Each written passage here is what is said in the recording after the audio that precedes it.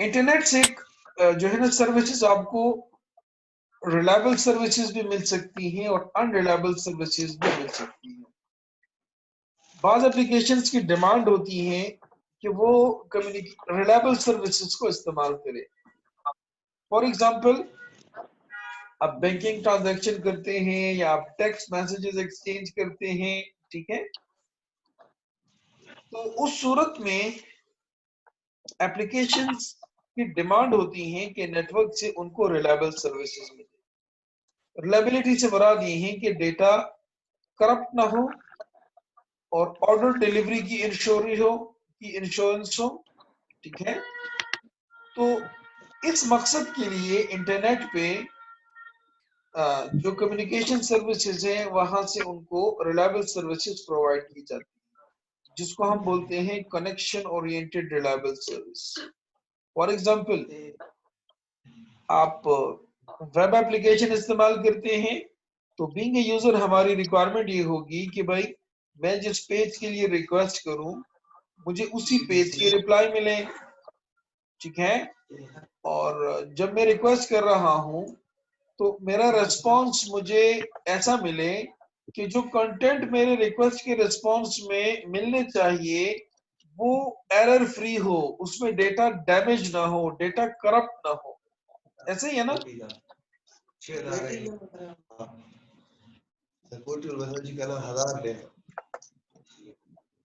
इमरान शाह और मोहम्मद नवाज, आप म्यूट करें। जब मैं आपसे क्वेश्चन करूं उसके आंसर करते हुए आप अनम्यूट कर लिया करें। वैसे आप अपना माइक खुला न छोड़ा करें ताकि क्लास में डिस्टर्बेंस ना हो। तो हम बात कर रहे हैं कि रिलायबल और अनरिलायबल सर्विसेज की। बाज एप्लीकेशंस को इंटरनेट से रिलायबल सर्विसेज चाहिए होती है, बाज एप्लीकेशन को इंटरनेट से अनरिलायबल या कंप्यूटर नेटवर्क से अनरिलायबल सर्विसेज चाहिए होती है। जब रिलायबल सर्विसेज की मैंने आपको मिसाल दी कि ईमेल एप्लीकेशन है या वेब एप्लीकेशन है, फाइल ट्रांसफर एप्लीकेशन है, इस तरह के जो इस नेचर के जो एप्लीकेशंस होते हैं वो इंटरनेट से कनेक्शन ओरिएंटेड और रिलायबल सर्विसेज चाहिए होती है। तफसीली डिस्कशन इंशाल्लाह इसके हवाले से अगले लेक्चर्स में हम करेंगे। तो इन एप्लीकेशंस को, वो एप्लीकेशंस जिनकी डिमांड होती है रिलायबिलिटी की, काबिल एतमाद सर्विस की जरूरत जिनको होती है, तो नेटवर्क से उनको रिलायबल सर्विसेज प्रोवाइड की जाती है। जबकि बाद एप्लीकेशंस की डिमांड होती है वो टॉलरेट कर सकते हैं लॉसेस को, तो उनके फिर नेटवर्क पे अनरिलायबल सर्विसेज डिप्लॉय की जाती है। इसकी बिल्कुल मिसाल ऐसी है, देखें, आप एक यूजुअल लेटर किसी को भेजते हैं तो आप पाकिस्तान पोस्ट का इंतखाब करते हैं, ठीक है। अब पाकिस्तान पोस्ट की सर्विस की कैरेक्टरिस्टिक ये है कि खर्चा कम आता है, 10 रुपए में आपका लेटर पहुंच जाता है मंजिल पे, ठीक है। लेकिन न पहुंचने की सूरत में कोई गारंटी नहीं है, कोई ट्रैक रिकॉर्ड आपके पास नहीं होता कि आपने लेटर भेजा भी था, ठीक है। और वही पाकिस्तान पोस्ट आपको जो है ना वो यूएमएस सर्विस भी प्रोवाइड करता है, या पहले रजिस्ट्री की सर्विस जिस तरह हुआ करती थी वो सर्विस भी प्रोवाइड करता है, जिसमें वही इदारा, वही कोरियर सर्विस आपको गारंटी प्रोवाइड करता है कि भाई जो आप भेज रहे हैं वो जरूर मंजिल पे पहुंचेगा, ठीक है, और ड्यू टाइम पीरियड के अंदर पहुंचेगा, ठीक है, और उसका पूरा ट्रैक रिकॉर्ड भी रखा जाता है। तो फिर वो आपको रिलायबल सर्विसेज प्रोवाइड करता है। अब रिलायबल सर्विसेज जब प्रोवाइड की जाती है तो फिर उसका नुकसान क्या उठाना पड़ता है आपको?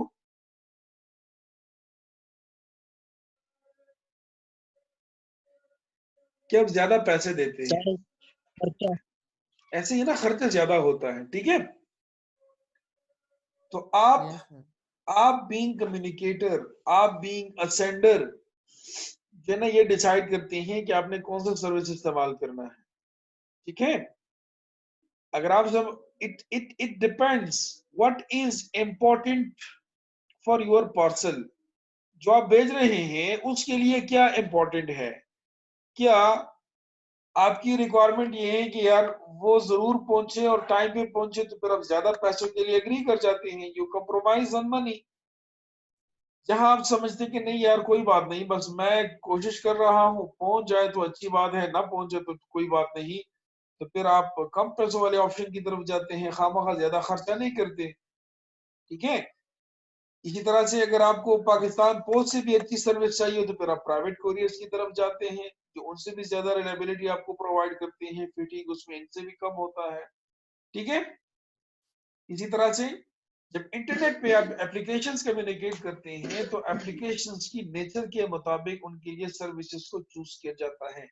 एप्लीकेशन डेवलपर जब नेटवर्क एप्लीकेशन बनाता है, नेटवर्क सॉफ्टवेयर बनाता है, तो वो एप्लीकेशन की वर्किंग कैरेक्टरिस्टिक्स को सामने रखते हुए एप्लीकेशन के लिए नेटवर्क की सर्विस को चूज करता है कि उसके लिए कनेक्शन ओरिएंटेड रिलायबल सर्विसेज को इस्तेमाल करना है या कनेक्शन लेस अनरिलायबल सर्विस इस्तेमाल करना है। तो बाज दफा ये डिटरमिन किया जाता है कि एप्लीकेशंस की वर्किंग नेचर के मुताबिक unreliable service is suitable. For example, हम जिस मोड में कम्युनिकेट कर रहे हैं, वीडियो ऑडियो जो हमारे दरमियान कम्युनिकेट हो रही है, तो हमें फास्ट कम्युनिकेशन चाहिए। अब फास्ट कम्युनिकेशन की जो रिक्वायरमेंट को पूरी करने के लिए फिर हम अनरिलायबल सर्विसेज को इस्तेमाल करते हैं, जिसमें ये गुंजाइश तो रहती है कि हमारे दरमियान कम्युनिकेशन में हो सकता है कुछ लॉस हो जाए।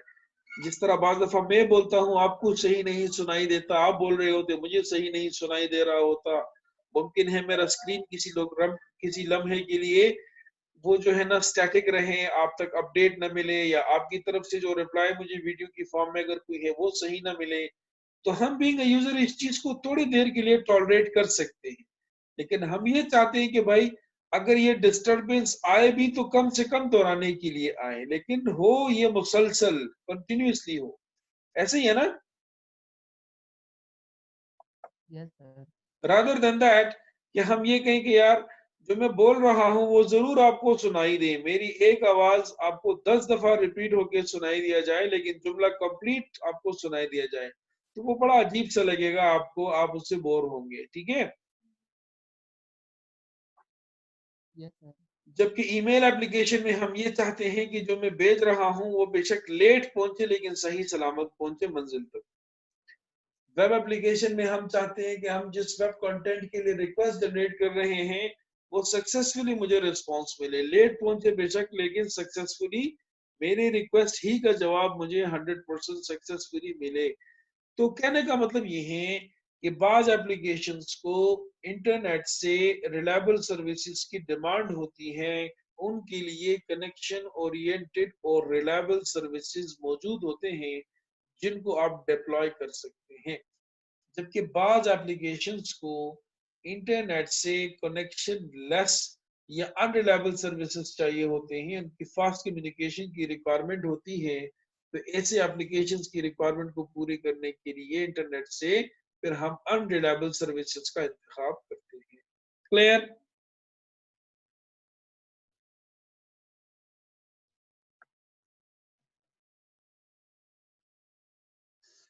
जी, बात समझ में आ गई। Yes sir. अच्छा जी, प्रोटोकॉल पे काफी डिटेल डिस्कशन हमारी पिछले स्लाइड्स में हो गई है। यहाँ पे हम उसके फॉर्मली बात करते हैं कि जिस तरह इंसान आपस में राब्ता करते हैं तो कुछ रूल्स का तायुन करते हैं, कुछ उसूलों का तायुन करते हैं।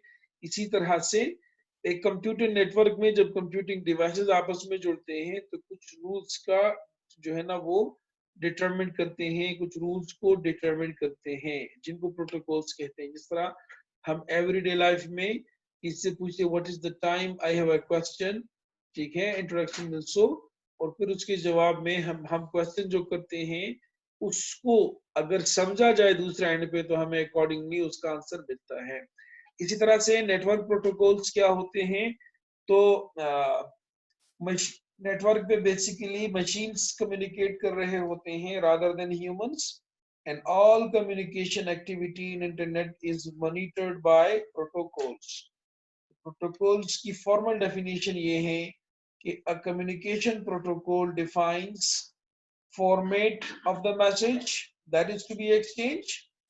एक मैसेज जब सेंड किया जाएगा तो सेंडिंग एप्लीकेशन की मैसेज को लेके उसको किस सिंटैक्स के मुताबिक फॉर्मेट करके आगे भेजना है, ये फॉर्मेट कौन डिटरमिन करेगा? उस एप्लीकेशन के साथ काम करने वाला प्रोटोकॉल। बात समझ गए? आप वेब ब्राउजर से रिक्वेस्ट जनरेट करते हैं, इस रिक्वेस्ट को किस सिंटैक्स के मुताबिक रिक्वेस्ट मैसेज इससे बना के आगे भेजा जाएगा, इस मकसद के लिए वेब ब्राउजर के साथ HTTP प्रोटोकॉल काम कर रहा होता है।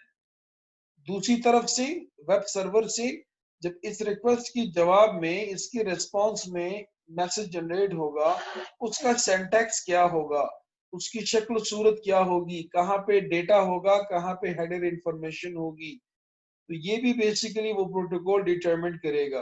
तो वो उस एप्लीकेशन के साथ काम करने वाला प्रोटोकॉल जो HTTP सर्वर पे होगा वो करेगा। आप ईमेल एप्लीकेशन की बात करते हैं, तो ईमेल एप्लीकेशन में जब आप मेल कंपोज करके सेंड करते हैं, आप सेंड बटन पे जब क्लिक करते हैं, तो ईमेल एप्लीकेशन के साथ काम करने वाला प्रोटोकॉल होता है SMTP, simple mail transfer protocol. तफसील आगे पढ़ेंगे। वो प्रोटोकॉल बेसिकली एक खास शक्ल में इस मैसेज को तरतीब देता है, जिसमें पता चलता है कि कहाँ पे हेडर इंफॉर्मेशन है और कहाँ पे एक्चुअल पेलोड है जो कि भेजा जाएगा। तो ये format of sending message and format of the replying message, ये बेसिकली उस एप्लीकेशन के साथ एसोसिएटेड प्रोटोकॉल बेसिकली काम कर रहा होता है इस मकसद के लिए। बात समझ गए? Yes, sir. अच्छा, फिर order of messages sent and received among network entities. ये जो मैसेज भेजे जा रहे हो या जो मैसेज रिसीव किए जा रहे हो, इनकी तरतीब क्या होगी, ये भी बेसिकली नेटवर्क के जो कम्युनिकेशन प्रोटोकॉल्स है वो डिसाइड कर रहे होते हैं। ठीक है? And Yes, sir. Similarly actions taking on message transmission and receipt, ये भी बेसिकली कम्युनिकेशन प्रोटोकॉल डिटरमिन करते हैं कि एक मैसेज को जब भेजा जाएगा तो मैसेज भेजते हुए किस सीक्वेंस में कौन सा एक्शन लिया जाएगा सिस्टम पे, और जब एक एप्लीकेशन के लिए मैसेज रिसीव हो जाए तो रिसीव्ड मैसेज को प्रोसेस करने के लिए किस सीक्वेंस में कौन सा एक्शन लिया जाएगा सिस्टम पे। बात समझ रहे हैं? Yes, sir. तो ये बेसिकली प्रोटोकॉल की एक फॉर्मल डेफिनेशन हो गई कि प्रोटोकॉल्स, अभी तो आपने डेफिनेशन में पहले पढ़ा था सिंपली कि protocols and rules and protocols are rules and regulation for communication. अब आपने प्रिसाइजली इसकी एक्सप्लेनेशन पढ़ ली कि protocols define the format of message, order of message is sent and received among network entities and action taken on messages transmission and receipt. Is it clear? Yes, sir.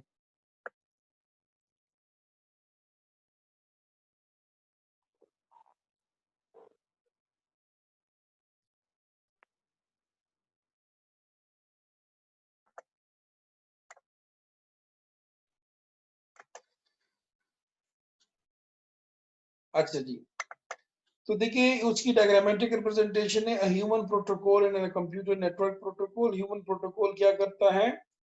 एक कहता है अस्सलाम वालेकुम, दूसरे के जवाब में कहता है वालेकुम अस्सलाम, उसके बाद ये कहता है कि भाई मुझे वक्त बता दो, ये कह देते हैं जी ये टाइम। ठीक है? अब ये खास सीक्वेंस में एक तरफ से कुछ पूछा जा रहा है या एक तरफ से एक मैसेज जा रहा होता है और उसकी रेस्पॉन्स में प्री डिफाइंड रूल्स के मुताबिक वहां से जवाब आ रहा होता है। ठीक है? तब सक्सेसफुल कम्युनिकेशन मुमकिन हो जाती है। ठीक?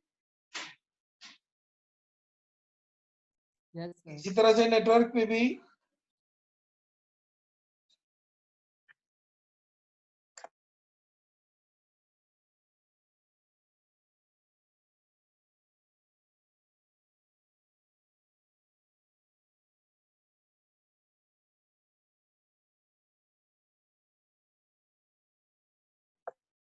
अच्छा, अब देखिए कंप्यूटर की तरफ से एक टीसीपी कनेक्शन रिक्वेस्ट जाता है, दूसरी तरफ से टीसीपी कनेक्शन रेस्पॉन्स आता है। उसकी क्या होता है तफसील आगे चले बताऊंगा।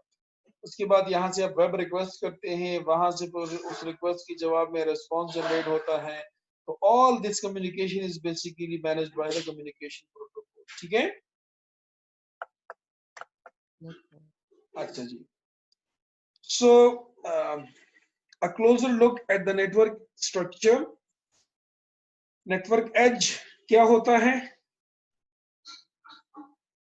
नेटवर्क एज बेसिकली आपके नेटवर्क के एंड सिस्टम्स पे मुश्तमिल होता है और इन सिस्टम्स पे आपके नेटवर्क एप्लीकेशंस या जो है ना वो होस्ट कर रहे होते हैं एच के कंप्यूटर्स। और नेटवर्क कोर क्या होता है? तो वो बेसिकली राउटर्स पे मुश्तमिल होता है और network of networks basically network core बनाता है। तफसीली डिस्कशन इसमें मैं पिछले स्लाइड में कर चुका हूँ। तो access networks basically and physical media देखें, जो नेटवर्क कोर होता है वो बेसिकली मुख्तलिफ तरह के नेटवर्क्स पे मुश्तमिल होता है और मुख्तलिफ तरह के कम्युनिकेशन मीडियम्स और फिजिकल कम्युनिकेशन लिंक्स इस्तेमाल होते हैं इस नेटवर्क कोर को बनाने के लिए। जबकि नेटवर्क एज में आपके मुख्तलिफ तरह के कंप्यूटिंग डिवाइसेस पड़े हुए होते हैं जिन पे नेटवर्क एप्लीकेशंस काम कर रहे होते हैं इस कम्युनिकेशन प्रोसेस को इम्प्लीमेंट करने के लिए। अच्छा, the computer that we use on daily basis are often referred to as hosts or end systems. They are called hosts because they host or run application level programs. They are end systems because they sit at the edge of the internet. The end-to-end transport service model of the internet can be either connection oriented या connection less. ये मैंने पहले बता दिया। Network core क्या होता है? तो नेटवर्क कोर बेसिकली ये जो रेड पार्ट में यहाँ पे इंडिकेट किया गया है ये बेसिकली नेटवर्क कोर है। ठीक है? Yes, sir. अच्छा, अब तफसील से हम पढ़ते हैं कि नेटवर्क कोर के बारे में थोड़ा सा पढ़ते हैं कि कोर में कम्युनिकेशन कैसे होती है।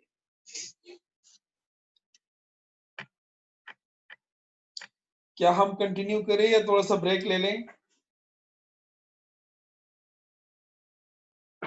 सर थोड़ा सा पढ़ा दे फिर ऑफ करते हैं। नहीं पढ़ाऊंगा तो 11:30 तक। अच्छा जी, हम इंटरनेट कोर की बात कर रहे हैं। तो इंटरनेट कोर में बेसिकली स्विचिंग टेक्निक्स इस्तेमाल होता है। स्विचिंग टेक्निक क्या होता है या स्विचिंग क्या होता है? हेलो, क्या आप लोग मेरी आवाज आ रही है? Yes, sir, आ रही है। स्विचिंग क्या होता है? तो देखें, सिंपली हम इसको ऐसे डिफाइन कर सकते हैं, the technique that is used to forward sending data over a communication link। हमने पढ़ा कि कंप्यूटर नेटवर्क पे सोर्स और डेस्टिनेशन के दरमियान कई कम्युनिकेशन लिंक्स हो सकते हैं। अब कम्युनिकेशन लिंक्स पे उस डेटा को फॉरवर्ड करने के लिए कौन सी टेक्निक इस्तेमाल होती है, उस पे मूव करने के लिए कौन सी टेक्निक इस्तेमाल होती है। तो चूंकि computer network basically data network होते हैं, लिहाजा डेटा नेटवर्क्स में स्विचिंग टेक्निक्स मुख्तलिफ होते हैं as compare to the other telecommunication system. हम जनरली अगर कम्युनिकेशन नेटवर्क्स की बात करें, not only for the communication network, तो टेलीकम्युनिकेशन सिस्टम में जो नेटवर्क का कोर होता है उस नेटवर्क कोर में बेसिकली इन दो में से कोई स्विचिंग टेक्निक इस्तेमाल हो रहा होता है। तो there are two fundamental approaches towards building a network core. एक नेटवर्क कोर में कम्युनिकेशन कराने के लिए दो फंडामेंटल टेक्निक्स इस्तेमाल होते हैं, circuit switching and packet switching. So इसके बारे में पढ़ते हैं। सर्किट स्विचिंग क्या होती है? सर्किट स्विचिंग में the resources needed along a path means the buffers and link bandwidth to provide for communication between the end systems are reserved for the duration of the session. आप किसी का number dial करते हैं अपने mobile से, तो आपने महसूस किया होगा कि नंबर डायल करने के बाद थोड़ी देर आपको इंतजार करना पड़ता है, उसके बाद जो आपका डायल्ड नंबर होता है उस पर बेल जाता है और फिर वहां पे बीप जनरेट होता है। क्या ऐसा ही होता है? Yes sir. इसी तरह आपने लैंडलाइन से अगर कभी जो है ना नंबर डायल किया हो, तो आप टेलीफोन से कोई नंबर डायल करते हैं, नंबर डायल करने के बाद एक खास वक्फा आता है और उस वक्फे के बाद फिर जो आपका कॉल या डायल नंबर होता है उस पे जो है ना ट्यून जनरेट होना शुरू हो जाता है, जिससे आपको महसूस होता है कि the number is now the dial is successful and now the destination user is notified about this call. ऐसे होता है। यस। अब इसमें होता क्या है बेसिकली, देखिए, जब आप वॉइस कम्युनिकेशन नेटवर्क को इस्तेमाल करते हैं, चाहे वो लैंडलाइन का है चाहे वो वायरलेस का है, तो उसमें जब आप नंबर डायल करते हैं तो आपके और आपके डेस्टिनेशन के दरमियान जितने स्विचेस आते हैं टेलीकम्युनिकेशन सिस्टम में और जितने कम्युनिकेशन लिंक्स आते हैं, उन लिंक्स पे और उन स्विचेस पे रिसोर्सेज आपके लिए रिजर्व हो जाते हैं इस कॉल के दौरानिए के लिए। बात समझ गए? आपके और आपके एक्सचेंज के दरमियान या आपके और आपके बीटीएस के दरमियान आपको एक खास टाइम स्लॉट या एक खास फ्रीक्वेंसी डेडिकेट की जाती है इस कॉल के दौरान के लिए। ठीक, फिर वो जो स्विच पीछे कनेक्ट होता है, एक्सचेंज से पीछे जो कनेक्शन बना हुआ होता है, या वो जिस हायरार्की में ऊपर कोर में जहां कनेक्टेड है स्विच के साथ, उनके दरमियान भी एक खास फ्रीक्वेंसी रिजर्व हो जाती है। कहने का मतलब ये है कि एक तो दो कम्युनिकेशन डिवाइसेस के दरमियान जो लिंक होता है, उस लिंक पे खास फ्रीक्वेंसी या एक खास टाइम स्लॉट इस कॉल के लिए रिजर्व की जाती है। दूसरा, वो जो स्विच इस्तेमाल हो रहा होता है उस स्विच के ऊपर भी बेसिकली रिजर्व हो जाता है एक खास रिसोर्स, और जो बफर्स चाहिए होते हैं इस कॉल के दौरान मैसेजेस की फॉरवर्डिंग के लिए, तो वो इस कॉल के दौरान के लिए परमानेंटली रिजर्व होते हैं। जब आप कॉल नंबर डायल करते हैं उस दौरान अगर कोई और इन दो कम्युनिकेटर्स को कॉल करना चाहे तो आपने महसूस किया होगा उनकी कॉल एस्टेब्लिश नहीं होती। ऐसे ही होता है।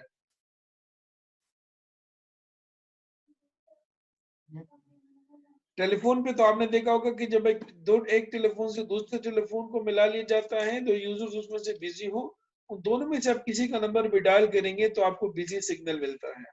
ऐसा ही है। यस।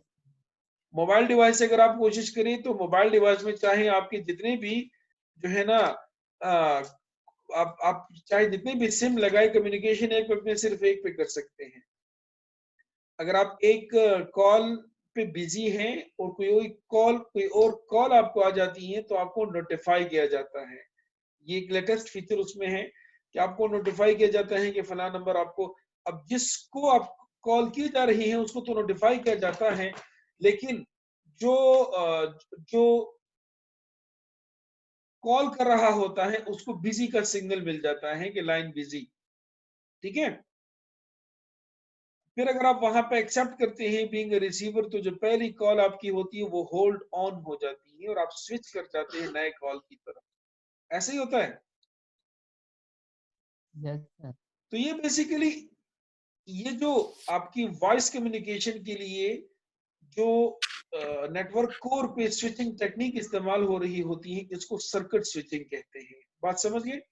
अब सर्किट स्विचिंग में ये होता है कि कम्युनिकेशन शुरू होने से पहले कम्युनिकेशन इंफ्रास्ट्रक्चर के ऊपर सोर्स कम्युनिकेशन डिवाइस से डेस्टिनेशन कम्युनिकेशन डिवाइस तक फिजिकली रिसोर्सेज रिजर्व होते हैं कॉल के दौराने के लिए, और ये रिसोर्सेज डेडिकेटेड रहते हैं। जब तक ये दोनों कम्युनिकेटर्स आपस में कम्युनिकेट करेंगे, ये रिसोर्स किसी और को एलोकेट नहीं किया जाता। बात समझ गए? Yes sir. अब इसका एडवांटेज ये है कि डेडिकेटेड रिसोर्सेज होने की वजह से जब तक ये दोनों पार्टीज आपस में कम्युनिकेट करेंगे, रिसोर्सेज रिजर्व रहेंगे, लिहाजा कम्युनिकेशन इसमें फास्ट भी होगी और रिलायबल भी होगी। ठीक है? अब आप चाहे कॉल मिलाने के बाद अपना मोबाइल साइड पे रखें, रिसोर्स आपके लिए रिजर्व रहेगा जब तक डिस्कनेक्ट ना हो जाए। ठीक? जी सर। तो अब यहाँ ये जो इस नेचर की स्विचिंग नेटवर्क कोर पे होती है ना, इसको बोलते हैं सर्किट स्विचिंग। ठीक है? Yes sir. तो ये स्लाइड में जिस तरह लिखा है कि the resources needed along a path means the buffers and the link bandwidth to provide for the communication between the end systems are reserved for the duration of the session. ठीक है? And the telephone networks are examples of the circuit switch networks. A dedicated connection is established before communication is started in the telephone networks. ठीक है? Yes sir. This connection is called a circuit. ये जो source और destination के दरमियान path establish होता है ना, इसको सर्किट बोलते हैं। ठीक है?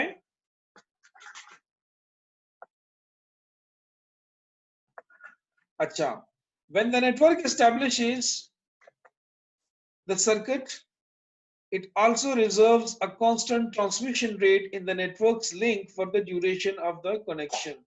जब तक ये कनेक्शन ओपन रहता है तो एक खास जो है ना बैंडविड्थ आपके लिए रिजर्व किया जाता है उस लिंक के ऊपर जिसमें आपकी डेटा को ट्रांसमिट किया जाता है।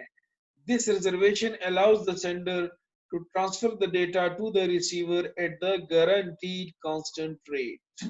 बात समझ गए? Yes sir. तो सर्किट स्विच नेटवर्क जो है ये वॉइस कम्युनिकेशन के लिए जो सिस्टम्स इस्तेमाल होते हैं उनके लिए एक सुटेबल स्विचिंग टेक्निक है। और अर्लियर ऑन टेलीकम्युनिकेशन सिस्टम सिर्फ वॉइस कम्युनिकेशन के लिए इस्तेमाल होती थी, तो वहां पे कोर में टेलीकम्युनिकेशन सिस्टम्स के कोर नेटवर्क पे सर्किट स्विचिंग टेक्निक ही सिर्फ इस्तेमाल होती थी। बात समझ गए? सर्किट स्विचिंग में ये फायदा होता है कि कम्युनिकेशन फास्ट होती है और रिलायबल होती है। आपने देखा होगा कि जब आप सेलुलर नेटवर्क को इस्तेमाल करते हैं और आप सेल के एक्सेस में होते हैं, मतलब आपके सिग्नल सही हो, तो यूजुअली आपको कम्युनिकेशन में प्रॉब्लम नहीं आता। आपके सिग्नल्स ड्रॉप नहीं होते अगर, तो कम्युनिकेशन फास्ट होती है और रिलायबल होती है, और दो पार्टीज जो आपस में कम्युनिकेट कर रहे होते हैं बड़े सहूलत से आपस में कम्युनिकेट कर सकते हैं। जो एक तरफ से बोला जा रहा होता है दूसरी तरफ से उसी तरह से उसको सुना जा रहा होता है। ऐसे ही है। इसी तरह से अगर आप यस सर। पीटीसीएल की मिसाल ले ले लैंडलाइन की, तो लैंडलाइन में भी यही होता है कि नंबर डायल होने के बाद दो पार्टीज जब आपस में कम्युनिकेट करते हैं तो उनमें डेटा लॉस